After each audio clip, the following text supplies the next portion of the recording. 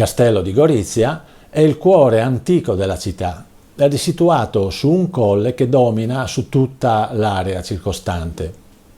È ben visibile anche da Piazza della Vittoria, che è un buon punto di partenza per salire al colle.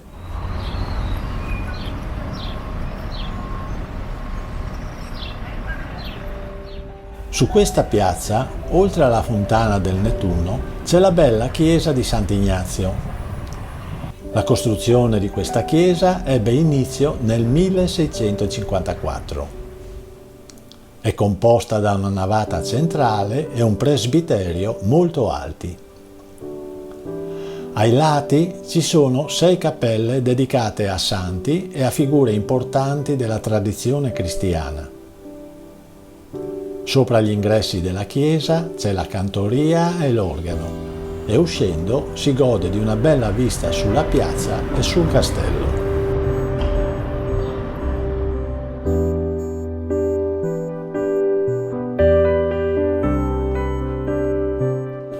Da Piazza della Vittoria si raggiunge via Gabriele D'Annunzio e si sale verso il castello. La via costeggia l'imponente cinta muraria che racchiude e protegge Borgo Castello, che le fonti medievali citano come terra superiore, dove si svolgevano le funzioni amministrative e giudiziarie della contea. L'ingresso al borgo avviene da Porta Leopoldina, così chiamata in onore all'imperatore Leopoldo I d'Asburgo.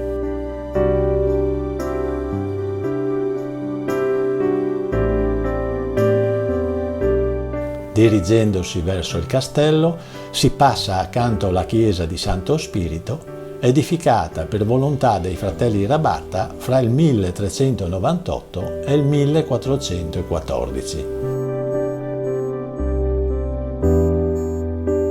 Il primo documento scritto che fa riferimento al castello di Gorizia è datato 28 aprile 1001.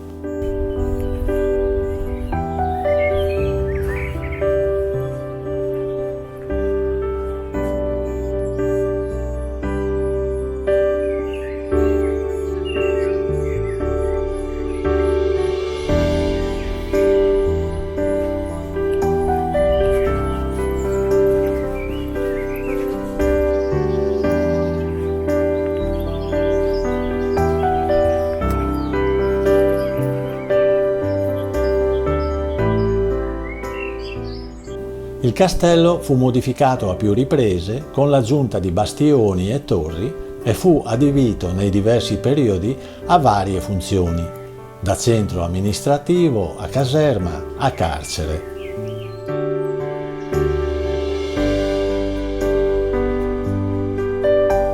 Il portone d'ingresso del castello è sovrastato dal leone di San Marco, simbolo del breve dominio di Venezia sui territori del Goriziano.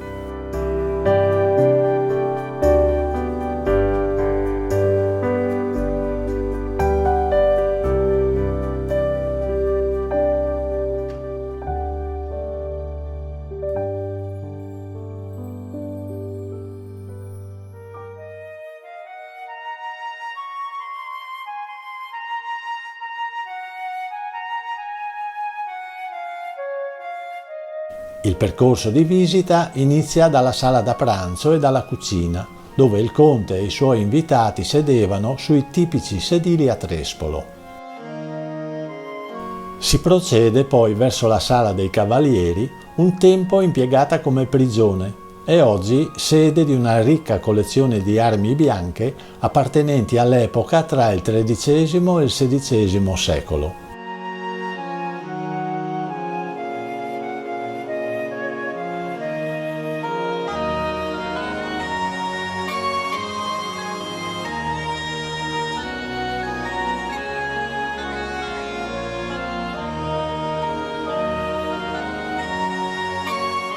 Questi ambienti si collegano alla sala degli stati provinciali e alla sala di rappresentanza del castello.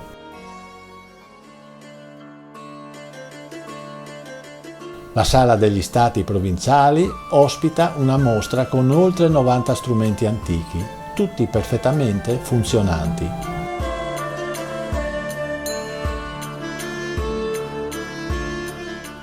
La sala di rappresentanza del castello, invece, era utilizzata dal conte per conferenze ed incontri importanti.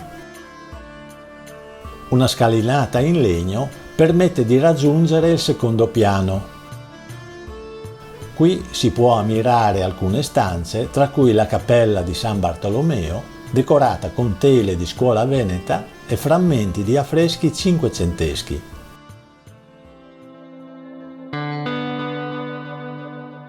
Una delle stanze più ben esposte è dedicata all'Osservatorio del Re. Nella Prima Guerra Mondiale, infatti, il re Vittorio Emanuele III aveva nel castello un punto di appoggio e di osservazione sul teatro di guerra.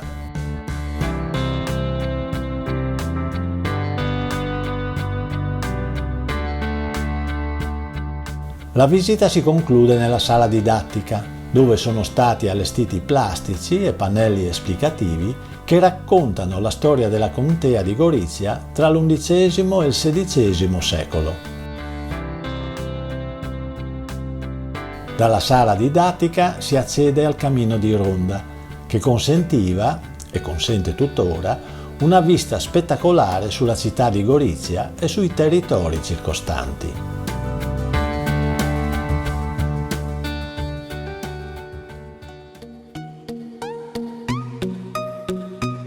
Interessante da visitare e percorrere è il Parco del Castello, che consente la discesa o la salita al colle dal lato opposto della Piazza della Vittoria.